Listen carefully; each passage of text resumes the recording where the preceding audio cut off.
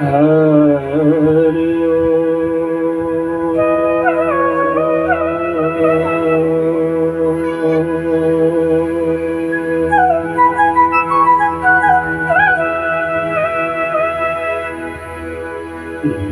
विघ्नेश्वराय वरदाय सुरप्रियाय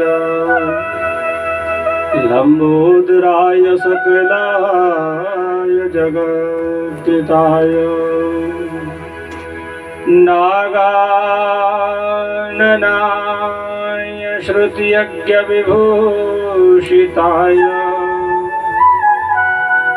गौरीसुताय गणनाथ नमो नमस्ते। त्वं वैष्णवी शक्तिरनन्तवीर्या विश्वस्य बीजं परमासि माया सम्मोहितं देवि समस्तमेतत् त्वं वै प्रसन्ना भुवि मुक्तिहेतुः।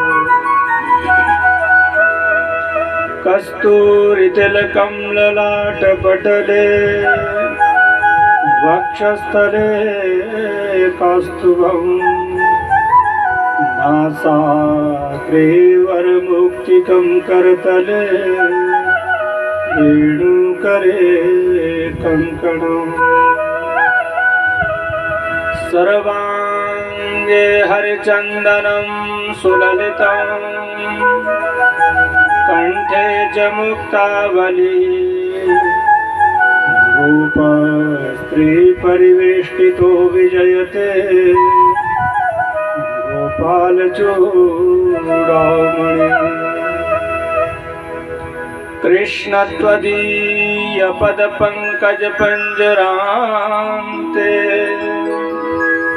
अद्यैव मे विशतु मानस राजहंस प्राणप्रयाणसमये कभवात वित्ते कण्ठावरोधनविदो स्मरणं कुतः ते।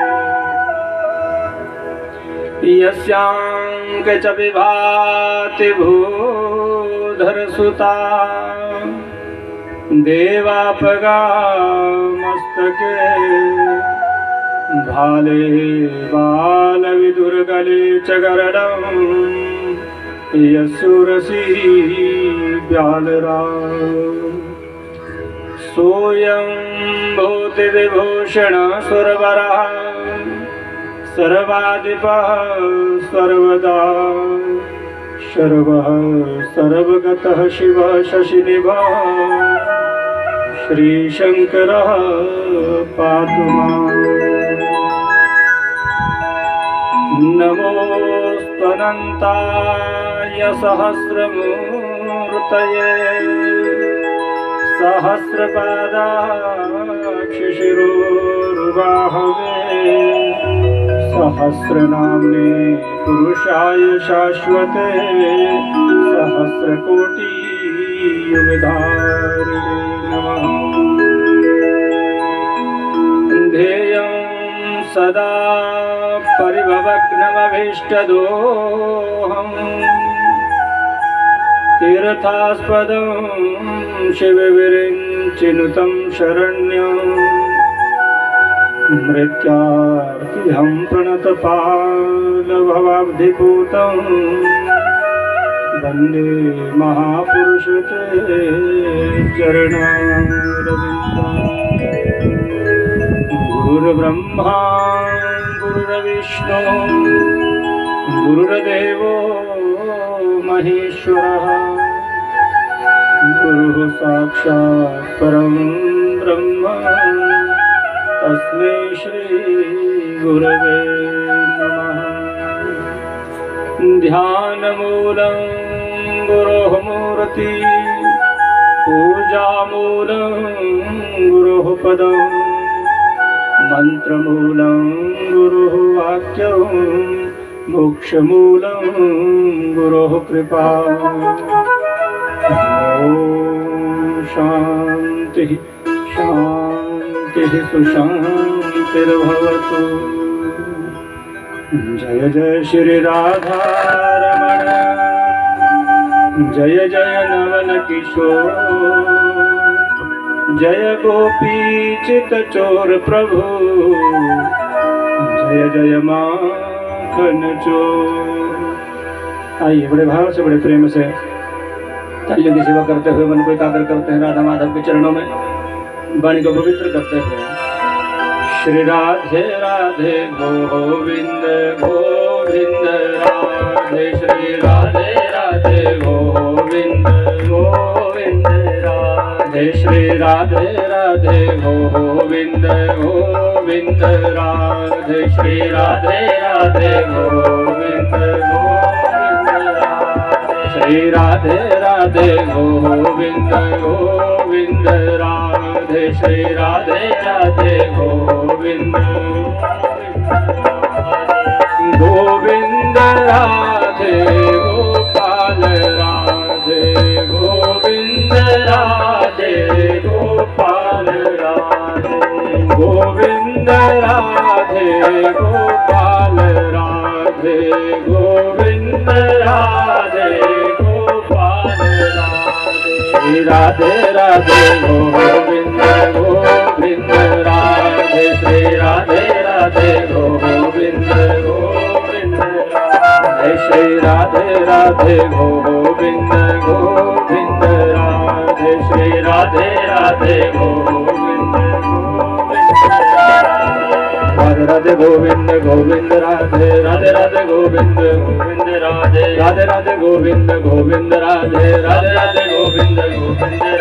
राधे राधे गोविंद गोविंद राधे, राधे राधे गोविंद गोविंद राधे, राधे राधे गोविंद गोविंद राधे, राधे राधे गोविंद गोविंद राधे, राधे राधे गोविंद गोविंद राधे, श्री राधे राधे गोविंद गोविंद राधे, श्री राधे राधे गोविंद गोविंद राधे, श्री राधे राधे गोविंद गोविंद राधे, श्री राधे राधे गोविंद गोविंद गोविंद राधे गोपाल राधे, गोविंद राधे गोपाल राधे, गोविंद राधे गोपाल राधे, गोविंद राधे गोपाल राधे, श्री राधे राधे गोविंद गोविंद राधे, श्री राधे राधे गोविंद गोविंद राधे, श्री राधे राधे गोविंद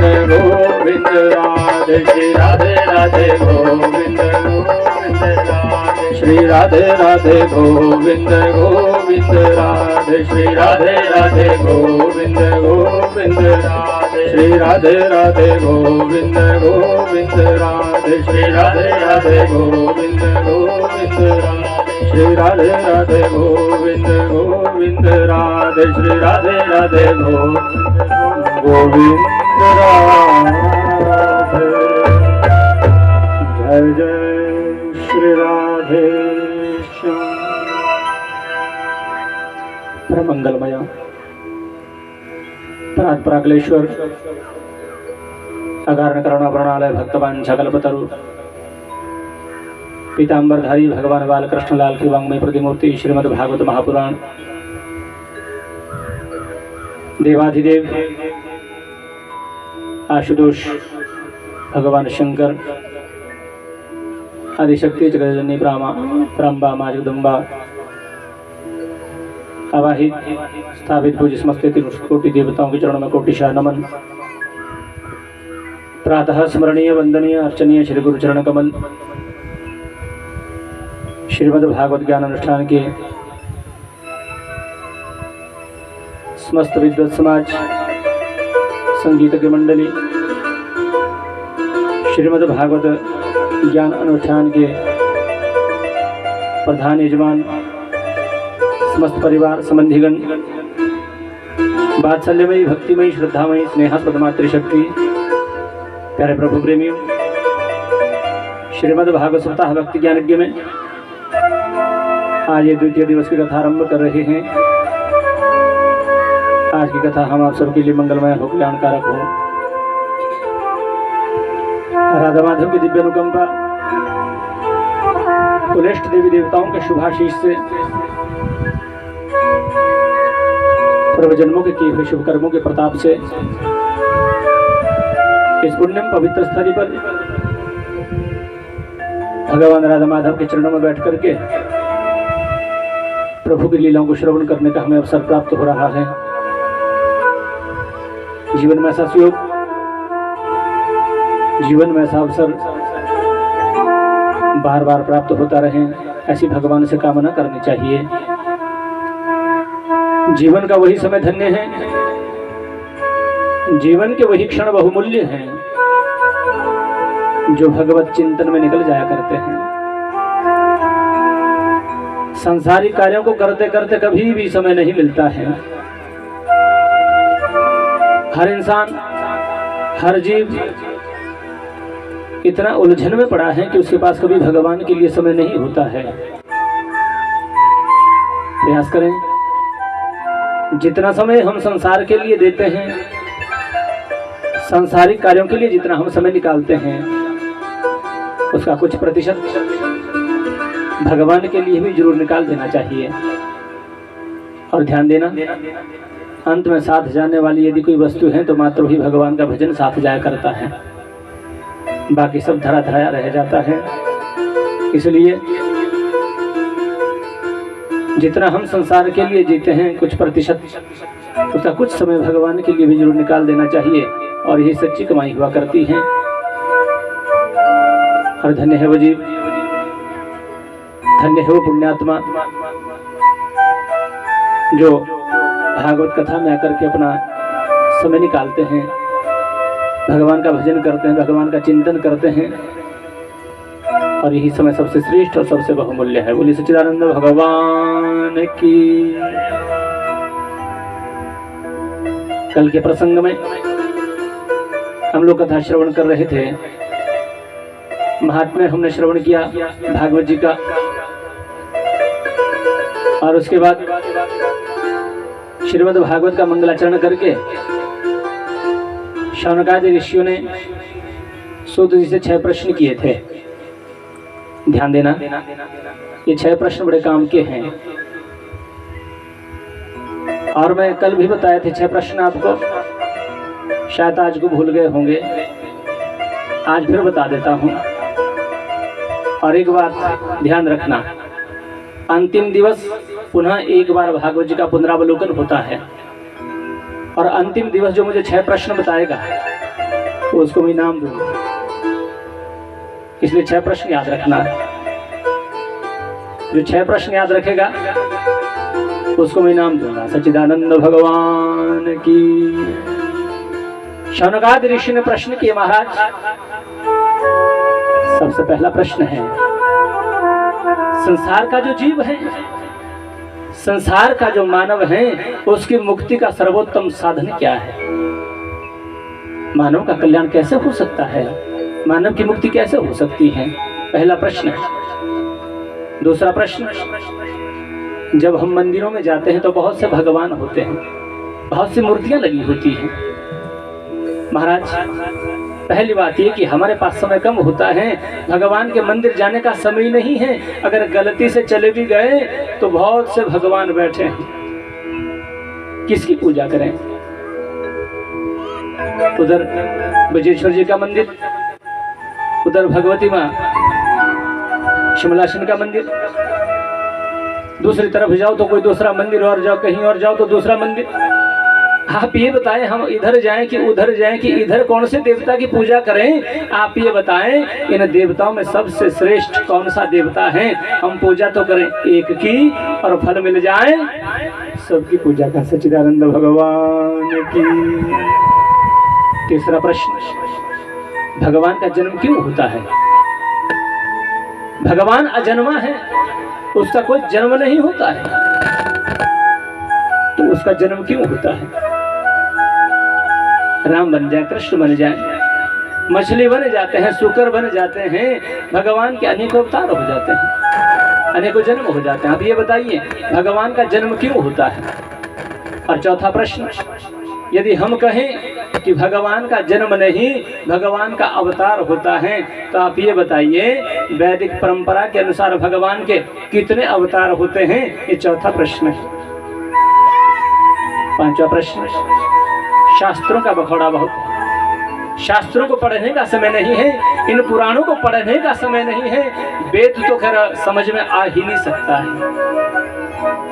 ये बताइए, इन शास्त्रों का मूल तत्व क्या है? इन शास्त्रों का सार क्या है? असली तत्व क्या है? ये हम जानना चाहते हैं। पांचवा प्रश्न है। और छठा प्रश्न, भगवान कृष्ण 126 वर्षों तक धरा पर राज्य किया, और जब भगवान कृष्ण धरा छोड़ करके अपने धाम को जब चले गए तो धर्म कम शरणम गतः। हे प्रभु, उसके बाद धर्म किसकी शरण में रहा होगा? धर्म कहाँ चला गया होगा? आप बड़े प्रेम से निवेदन करें, आदेश करें, श्रवण करना चाहते हैं। सूत जी ने कहा, ऋषियों, प्रश्न बड़े सुंदर हैं। और सूत जी कहते हैं, ऋषियों, तुम्हारे प्रश्नों के उत्तर देने से पहले मैं सुखदेव जी की वंदना करता हूँ। हम प्रव्रजन्तमनुपेतमपेत कृत्यं हे पायनो विरह कातराजुहाव पुत्रेति तन्मयतया करवोऽभिनेदु तं सर्वभूतहृदयं मुनिमानतोऽस्मि। सुखदेव जी का वंदन किया। शौनकादि ऋषि ने कहा, महाराज, क्या सुखदेव जी का वंदन करना यहाँ आवश्यक है? सूत जी कहते हैं, ऋषियों, ये जो सुखदेव जी है ना, कोई साधारण पक्षी नहीं है, कोई साधारण मनुष्य नहीं है। सुखदेव जी महाराज महाराधारानी की गोद में गोलोक धाम में निवास करते हैं और बड़े प्रेम से महाराधारानी की गोद में क्रीड़ा किया करते हैं। शिवरंजनी बना महाराधारानी की गोद में सुखदेव जी बड़े प्रेम से क्रीड़ा करते हैं, बड़े प्रेम से वही निवास करते हैं। एक दिन महाराधारानी ने कहा, सुखदेव, तुम्हें मृत्यु लोक में जाना होगा। सुखदेव कहते, माँ, आपके चरणों को छोड़ करके कहीं जाने का मन नहीं होता है। सुखदेव जी महाराज महाराधारानी को अपना गुरु मानते हैं। महाराधारानी ने कहा, सुखदेव, तुम्हें मृत्यु लोक में जाना होगा, और जब तक तुम मृत्यु लोक में नहीं जाओगे तो भागवत जी का प्रचार प्रसार हो ही नहीं सकता है। महाराधारानी ने उपदेश दिया और आदेश किया, तुम्हें मृत्यु लोक में जाना होगा। और सुखदेव जी महाराज गोलोक धाम से मृत्युलोक में आए और इधर शुक पक्षिणी के गर्भ में चले गए। और शुक पक्षिणी के गर्भ में जाकर के ये शुक पक्षी का जो जोड़ा था उड़ता उड़ता सीधा अमरनाथ गुफा में चला गया। और अमरनाथ गुफा में जाकर के शुक पक्षिणी के गर्भ से ये सुखदेव जी महाराज अंडे के रूप में प्रकट हो गए।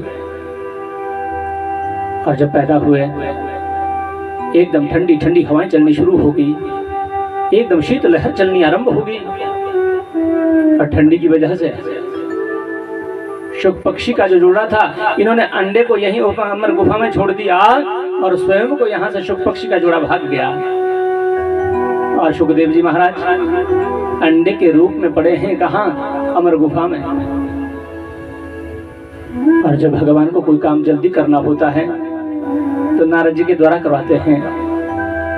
एक दिन नारद जी घूमते घूमते कहीं कैलाश धाम में पहुंचे। माँ पार्वती ने स्वागत किया, अभिनंदन किया, सुंदर आसन दिया, बड़े प्रेम से पाद्य अर्घ्याचमनी से पूजन किया। और नारद जी से कहा, नारद जी, क्या बात है, आजकल कहीं आपका दर्शन नहीं होता है, आजकल कहीं आप दिखते नहीं हैं। नारद जी ने कहा, माँ आजकल मैंने प्रायः आना जाना बंद कर रखा है, क्योंकि कहीं भी जाने का मन नहीं होता है। जहां भी जाता हूं मुझे बस स्वार्थ ही स्वार्थ दिखता है, जहां भी जाता हूं वही स्वार्थ दिखता है, इसलिए प्रायः मैंने आना जाना बंद कर रखा है। मां पार्वती बोली, नारद जी हमने संसार से क्या लेना है, हम तो अपनी बात करते हैं। भगवान शंकर मेरे से इतना प्रेम करते हैं, इतना प्रेम करते हैं कि भगवान शंकर जो समाधि में जिस लीला का दर्शन करते हैं, सायंकाल में आकर के मेरे को सब बता देते हैं। आज मैंने कृष्ण लीला देखी, आज मैंने राम जी का चरित्र देखा। जो भी समाधि में दिन भर जो देखते हैं, सायंकाल में आकर के मेरे को सब बता देते हैं। बोली शंकर भगवान की। नारद जी बोले, माँ तब तो आपको भगवान शंकर ने ये भी जरूर बताया होगा कि भगवान शंकर के गले में जो मुंडों की माला है वो किसकी है। मां पार्वती बोली, ये तो बताया ही नहीं है। नारद जी बोले, तो प्रेम के आपसे खाक करते हैं। भगवान शंकर दिन भर मुंडों की माला पहन करके विचरण करते, भ्रमण करते हैं, पर आपको आज तक नहीं बताया। राम राम, आपका काम जाने, आप जाने। माता जी मैं तो चलता हूँ, सच्चिदानंद भगवान की। और नारद जी बता करके निकल गए। और जैसे ही नारद जी जा रहे थे, कैलाश धाम के ऊपर से उड़ते उड़ते जैसे ही निकल रहे थे, भगवान शंकर एकदम समाधि में बैठे। और जैसे ही भगवान शंकर की समाधि टूटी, नारद जी का दर्शन हुआ। और नारद जी ने इशारा करते हुए कहा, बाबा जल्दी घर पधार जाना, माँ पार्वती इंतजार कर रही है। भगवान शंकर बोले, हाँ तुम आश्रम होकर के आ रहे हो ना, जरूर इंतजार कर रही होगी। सच्चिदानंद भगवान की। आराम से बोलना, कृष्ण कन्हैया की।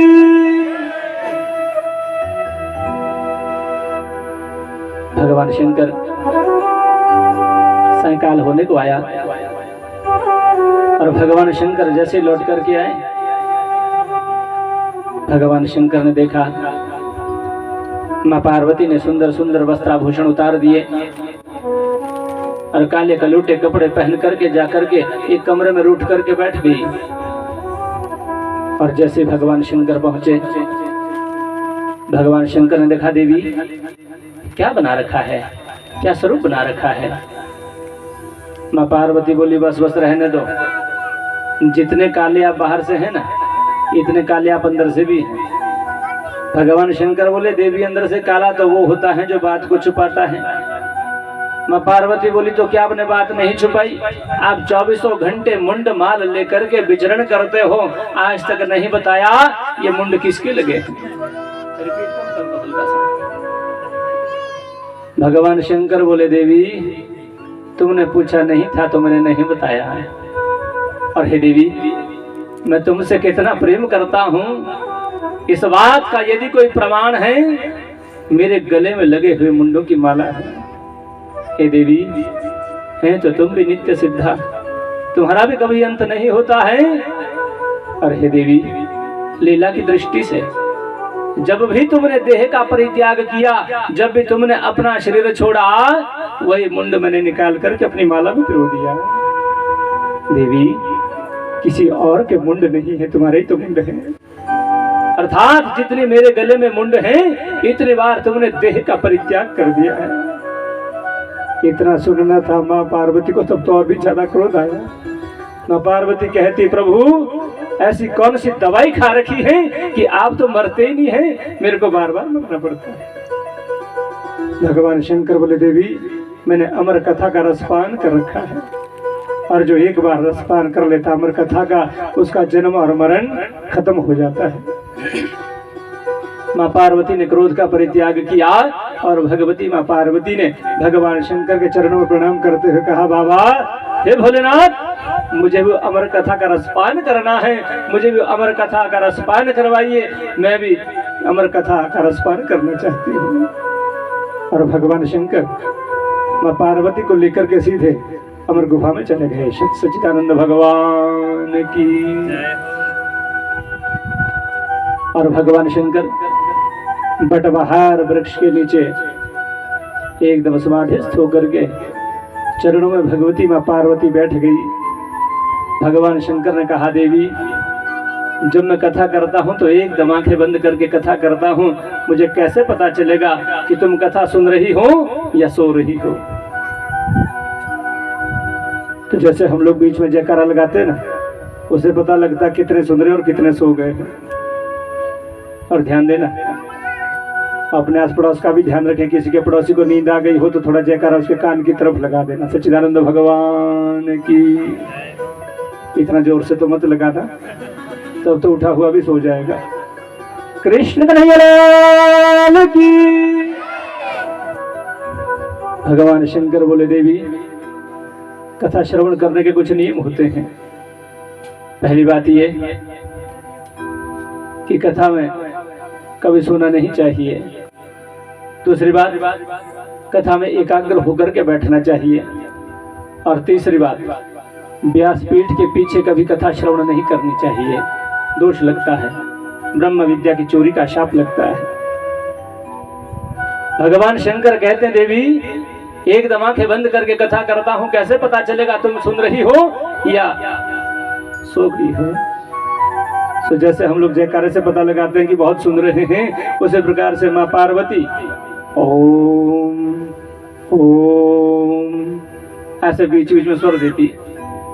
और जैसे ही भागवत कथा आरंभ हुई, अमर कथा का रसपान करवाना जैसे ही आरंभ हुआ, भगवान शंकर बड़े प्रेम से बता रहे हैं कथा। और जहां पर भगवान शंकर कथा बता रहे थे, बिल्कुल व्यास गद्दी के पीछे शुक पक्षी ने वो अंडा छोड़ रखा है। और जैसे ही पहले दिन की कथा पूर्ण होने को आई, अंडा विगलित हो गया। और दूसरे दिन की कथा को जैसे ही विराम मिला, अंडा फूट गया और शुक पक्षी पैदा हो गया। और तीसरे दिन की कथा तो बहुत सुंदर, बहुत गंभीर कथा, राजा रघुगण जड़ भरत संवाद। और चौथे दिवस की कथा तो एकदम रसगुल्ले की कथा, जहाँ भगवान राम का प्राकट्य, भगवान कृष्ण का प्राकट्य होता है। यही शुक पक्षी गदगद होकर के, आनंदित आह्लादित होकर के बड़े प्रेम से व्यासपीठ के पीछे कथा श्रवण कर रहे हैं।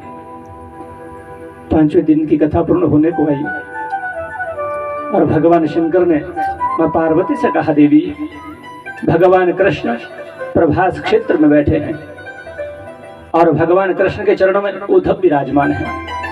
उद्धव ने कहा, प्रभु आप जा रहे हो धरा छोड़ करके, आपसे मिलने का सरलतम और सहजतम उपाय क्या है? उद्धव ने कई प्रश्न किए हैं। तपश्चर्या क्या है, दान क्या है, दया क्या है, वैराग्य क्या है, संन्यास क्या है, अनेक प्रकार से प्रश्नों की बौछार लगा दी। पांचवें दिन की कथा भी पूर्ण होगी। बोली सच्चिदानंद भगवान की। अब छठे दिन की कथा जैसी आरंभ हुई और कथा शुरू करते करते माँ पार्वती को नींद आ गई। और धीरे धीरे जैसे माँ पार्वती सो गई, ये शुक पक्षी ने सोचा, यदि माँ पार्वती सो गई तो बीच में यदि ओमकार की ध्वनि नहीं आई तो भगवान शंकर कथा को विराम दे देंगे। और ये शुक पक्षी माँ पार्वती को जैसे नींद आई, बड़े प्रेम से शुक पक्षी जो है बड़े प्रेम से ओम ओम ओम कथा चल रही है। छठे दिन की कथा भी पूर्ण हो गई और सातवां दिन तो कथा का फिर अंतिम दिवस हुआ करता है। और जैसे अंतिम दिवस की कथा पूर्ण होने को आई, भगवान शंकर ने जोर से जयकारा लगाया, कृष्ण कन्हैया लाल की। माँ पार्वती की एकदम नींद टूटी, नींद खुली। माँ पार्वती ने कहा, स्वामी हाँ प्रभु, क्या आगे क्या हुआ? भगवान शंकर बोले, क्या हुआ? यहाँ तो कथा भी पूरी हो गई और तुम कहती हो क्या हुआ? पार्वती ने कहा, प्रभु थोड़ी नींद आ गई थी। भगवान शंकर बोले, यदि तुम सो रही थी तो फिर वो ओंकार की ध्वनि कहां से आ रही थी? उसी समय शुक पक्षी उड़ते उड़ते भगवान शिव के चरणों में आकर के कहते हैं, बाबा मैं ही था और बिल्कुल आपकी गद्दी के पीछे बैठा था। भगवान शंकर ने कहा, तुमने व्यास गद्दी के पीछे ब्रह्म विद्या की चोरी की है, शाप लगता है और भगवान शंकर ने अपना त्रिशूल उठाया और शुक पक्षी को मारने के लिए दौड़ रहे हैं। आगे आगे शुक पक्षी और पीछे पीछे भगवान शंकर दौड़ रहे हैं।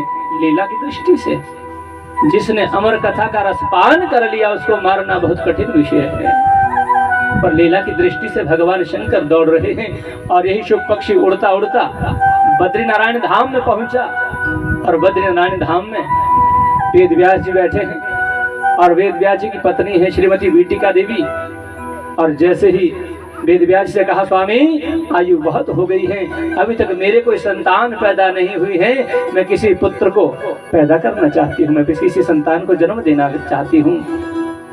वेद व्यास जी के मुख से न जाने कैसे निकल गया, हरिम ते कल्याणम करिष्यति। हे देवी, हरि तुम्हारा जरूर कल्याण करेंगे।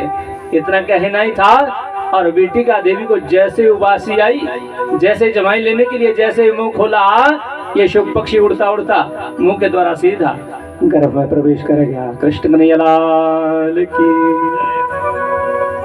भगवान शंकर लौट करके चले गए और शुक पक्षी ने मानो गर्भ को ही मंदिर बना दिया हो। और 2, 4, 6, 8, 10 वर्ष नहीं, 2 वर्षम 16 वर्षों तक सुखदेव जी महाराज मां वीटिका देवी के गर्भ में रहे थे। और जैसे बहुत समय व्यतीत होने को आया, एक दिन वीटिका देवी ने कहा, स्वामी हे प्रभु, मुझे कभी कभी ऐसा लगता है जैसे मेरे अंदर से कोई वेद की ध्वनि निकल रही है, अंदर से कोई वेद पाठ कर रहा है, मंत्रों की कोई ध्वनि निकल रही है।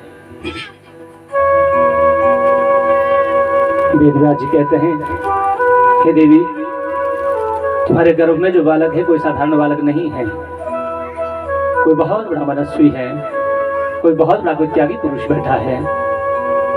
वेदव्यास जी ने कहा, बेटा बाहर निकल जाओ, तुम्हारी मां को बहुत कष्ट हो रहा है। तो गर्भ से सुखदेव जी कहते हैं, पिताश्री बाहर नहीं आना है, इधर ही आनंद है।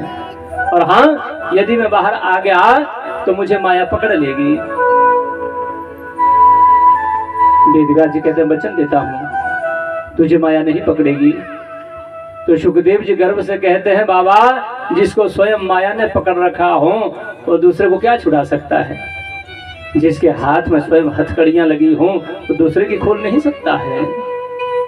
अरे बाबा, कोई व्यक्ति यदि कोयले की भट्टी में प्रवेश करता है बिना दाग के बाहर नहीं निकल सकता है। संसार में जो भी जीव प्रवेश करता है माया उसको पकड़ ही लेती है।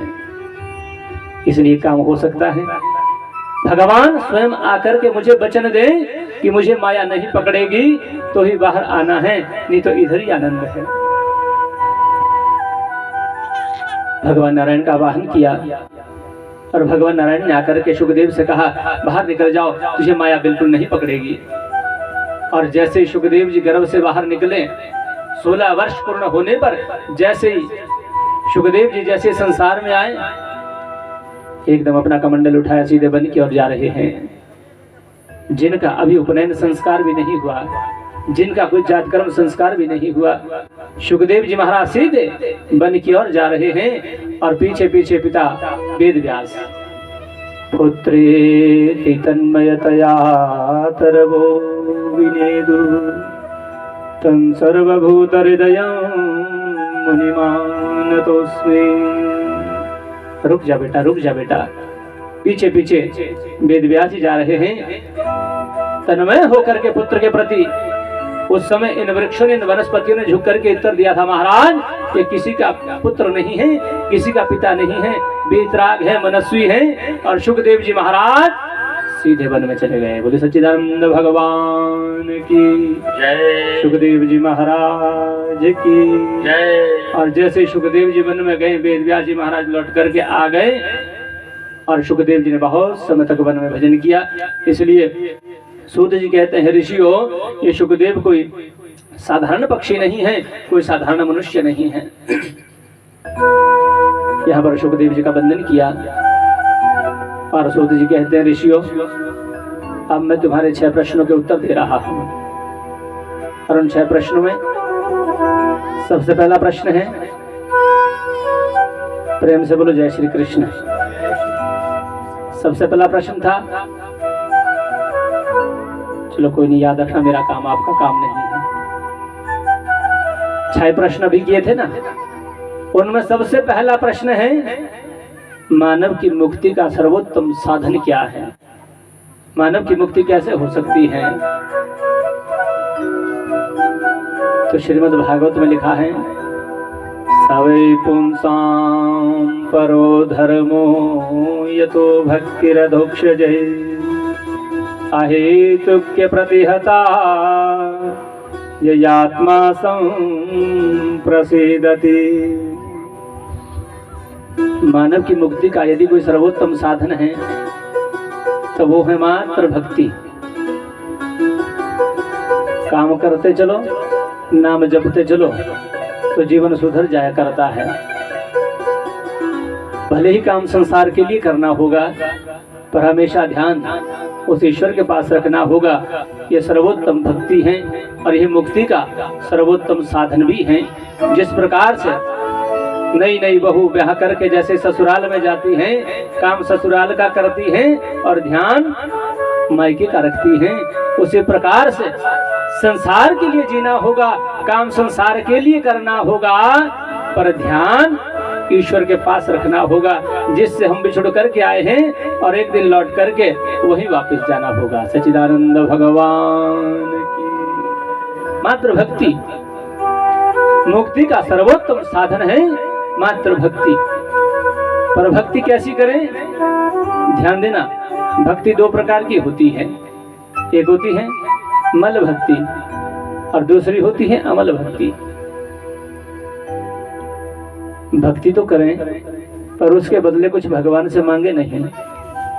यदि मांगते हैं तो हम भगवान को छोटा बना देते हैं। मांगा किससे जाता है, जिसे मालूम नहीं, जिसे बोध नहीं है कि मेरे पास किस चीज की कमी है। ईश्वर सब जानता है, परमात्मा सब जानते हैं, इसलिए उससे कुछ मांगना नहीं, और मांगते हैं तो घाटा खा जाते हैं।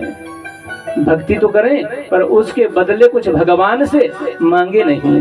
अहितु की भक्ति। भक्ति के 2 प्रकार हैं, मल भक्ति और अमल भक्ति। सच्चिदानंद भगवान की। और कलयुग में लोग मल भक्ति ज्यादा करते हैं, ध्यान देना। हम लोग भक्ति बाद में करते हैं, डिमांड पहले रख लेते हैं। एक कलयुग का एक भक्त था और वो कलयुग का भक्त जो है उसको कहीं नारद जी का दर्शन हो गया, और जैसे उसको नारद जी मिले, नारद जी से कहा क्यों भैया, तीनों देवताओं में सबसे पहले कौन सा प्रसन्न होता है? भगवान ब्रह्मा विष्णु और शिव 3 देवता महान है। तो तीनों देवताओं में सबसे पहले कौन सा देवता प्रसन्न होता है? नारद जी ने कहा भैया ब्रह्मा जी बड़े जल्दी प्रसन्न हो जाते हैं, क्योंकि ब्रह्मा जी का कोई मंदिर तो है नहीं। भगवान विष्णु के मंदिर बने हैं, भगवान शंकर के जगह जगह पर मंदिर बने हैं, पर भगवान ब्रह्मा जी का कोई मंदिर नहीं बना है। आप लोगों ने देखा कि ब्रह्मा जी का मंदिर? मुझे सच्चिदानंद भगवान की एक मंदिर है और वो पुष्कर जी में बना है। अब ये जैसे नारद जी ने कहा भैया हाँ एक मंदिर बना, एक ब्रह्मा जी बहुत जल्दी प्रसन्न होते हैं, इसलिए इस कलयुग के भक्त ने क्या किया, ये पुष्कर जी में चला गया और पुष्कर जी में जाकर के दोनों बाजुएं, दोनों भुजाएं उठा करके और एक पैर पे खड़ा होकर के ओम ब्रह्मणे नमः, ओम ब्रह्मणे नमः, ओम ब्रह्मणे नमः, ऐसे इसने भजन करना शुरू कर दिया। और भजन करते करते बहुत समय व्यतीत हो गया, और एक दिन जब इसको भजन करते करते 3 महीना व्यतीत हो गए, ब्रह्मा जी वरदान देने के लिए आए और भगत से कहा मांग वरदान, मांग भगत मांग, क्या वरदान मांगना चाहता है? कलयुग का भक्त तो था, पहले तो बस महाराज आपका दर्शन हो गया, इतना ही बहुत है, क्या मांगना है आपसे? ब्रह्मा जी बोले ना ना तू मांग ले, क्या वरदान मांगना चाहता है? और हाँ तेने 3 महीना भजन कर रखा है, इसलिए वरदान भी 3 मांग ले। सच्चिदानंद भगवान की। कलयुग के भक्त को इतनी बड़ी छूट मिल जाए मांगने की। बोले महाराज मांग लूं? हाँ हाँ मांग ले। बोले पहला वरदान तो ये दे दो कि मेरे पास रहने का मकान नहीं है, मेरा मकान बन जाए। ब्रह्मा जी बोले तथास्तु। और दूसरा वरदान ये दे दो, मेरा विवाह नहीं हुआ, मेरी शादी नहीं हुई, मेरी शादी भी हो जाए। भगवान ब्रह्मा जी बोले तथास्तु। और तीसरा वरदान बोले तीसरा वरदान तो ये दे दो कि जब जरूरत पड़े तो 3 और मांग लो। सच्चिदानंद भगवान की। किसी देवता में भी है इतनी बुद्धि। पहला वरदान ये दे दो मेरा मकान बन जाए, दूसरा वरदान ये दे दो कि मेरी शादी हो जाए, और तीसरा वरदान ये दे दो कि जब जरूरत पड़े तो 3 और मांग लो। भगवान ब्रह्मा जी ने वरदान दिया और चले गए। अब समय आया, मकान बन गया, बड़े प्रेम से शादी विवाह भी हो गया, बड़े प्रेम से सेठ जी रहते हैं। और एक दिन दोपहर का समय, जोर जोर से बारिश हुई, तर तर तर तर तर करके जैसे ही बारिश हो रही थी सारा डिस्टेम्पर धुल गया। और जैसे ही बारिश हुई एकदम ब्रह्मा जी को बुलाया। ब्रह्मा जी एकदम हाजिर। मांग भगत, क्या वरदान मांगना चाहता है? बोले पहला वरदान तो ये दे दो कि बारिश बंद हो जाए, और दूसरा वरदान ये दे दो कि मेरी कोठी का डिस्टेम्पर भी लग जाए, और तीसरा वरदान ये दे दो कि जब जरूरत पड़े तो 3 और मांग लो। सच्चिदानंद भगवान की। ब्रह्मा जी बोले छोड़ता भी नहीं है, आगे की रिजर्वेशन और कर लेता है। अब थोड़ा बारिश हुई थी, थोड़ा सर्दी जुकाम हो गया, हो सकता है कोविड-19 हो गया। अब जैसे ही थोड़ा बीमार पड़ गया, क्या जरूरत है हॉस्पिटल जाने की? सर्दी जुकाम जैसे ही हुआ एकदम ब्रह्मा जी को बुलाया, और ब्रह्मा जी एकदम हाजिर। देवता बच्चन के बड़े पक्के होते हैं। और जैसे ब्रह्मा जी है, मांग भगत क्या वरदान मांगना चाहता है? बोले पहला वरदान तो ये दे दो कि मेरा सर्दी जुकाम ठीक हो जाए, तथास्तु। दूसरा वरदान ये दे दो मेरे शरीर में कभी भी कोई भी रोग ना लगे, तथास्तु। और तीसरा वरदान ये दे दो कि जब जरूरत पड़े तो 3 और मांग लो। अब दिन में कम से कम 10 बार ब्रह्मा जी को बुलाता है। ब्रह्मा जी की नाक में दम हो गया, और ब्रह्मा जी दुखी होकर के भगवान नारायण के पास जाकर के कहते हैं, प्रभु। भगवान नारायण ने कहा, भगत जी आइए, कैसे हाल है? महाराज पूछिए मत, बिना पैसे का नौकर बना गया। सच्चिदानंद भगवान की। और छोड़ता भी नहीं है, आगे की बुकिंग फिर कर लेता है। भगवान नारायण ने कहा, भले आदमी, ये कलयुग का जीव है, थोड़ा देने से पहले ठोक पीट करके देख लो कच्चा है कि पक्का है। ये तो अगर एक कपूर की आरती भी उतारते ना तो समझो गड़बड़ है। क्या बोलते हैं? सुख संपत्ति घर आवे, कष्ट मिटे तन का, ओम जय जगदीश हरे। भाई सुख भी आना चाहिए, संपत्ति भी आनी चाहिए, सम्मति नहीं मांगेंगे, संपत्ति भी आनी चाहिए। और तीसरी बात, कष्ट मिटे तन का, शरीर का सब दुख भी खत्म होना चाहिए। क्यों? अरे फालतू में मुफ्त में थोड़े ना मांग रहा हूँ, कपूर की आरती जो उतार रहा हूँ, और बाद में सफाई देखना कितने बढ़िया देते हैं। तेरा तुझको अर्पण क्या लागे मेरा, ओम जय जगदीश हरे। है सब आपका, अरे मेरा क्या है, मैं तो खाली आया था, संसार में खाली जाऊंगा। पर तिजोरी में हाथ मत लगा ना, वो तो अपनी है। सच्चिदानंद भगवान नारायण कहते हैं, भले आदमी, एक अगर ये फल भी चढ़ाता है समझो लाखों की डिमांड कर रहा है। इसलिए देने से पहले ठोक पीट करके देख लिया करो। ब्रह्मा जी ने कहा दूसरी बार तो ध्यान रखूंगा, पर इस बार पीछा छुड़ाइए। भगवान नारायण ने मां सरस्वती देवी को इशारा किया, और सरस्वती देवी जैसे जाकर के जिह्वा पर जैसे बैठी, और जैसे कलयुग के भगत ने ब्रह्मा जी को पुकारा, ब्रह्मा जी रोते रोते यार, मांग भगत क्या मांगना चाहता है? बोले पहला वरदान तो ये दे दो, इस संसार से मुझे वैराग्य हो जाए, तथास्तु। दूसरा वरदान ये दे दो, भगवान कृष्ण के चरणों में मेरी प्रीति हो जाए, तथास्तु। और तीसरा वरदान ये दे दो, इस संसार से मेरी मुक्ति हो जाए। सच्चिदानंद भगवान की। ब्रह्मा जी बोले भैया तुझे मुक्ति मिले चाहे भुक्ति, पर मेरा तो पीछा छूटा। ध्यान देना, भक्ति करें पर उसके बदले भगवान से मांगे नहीं।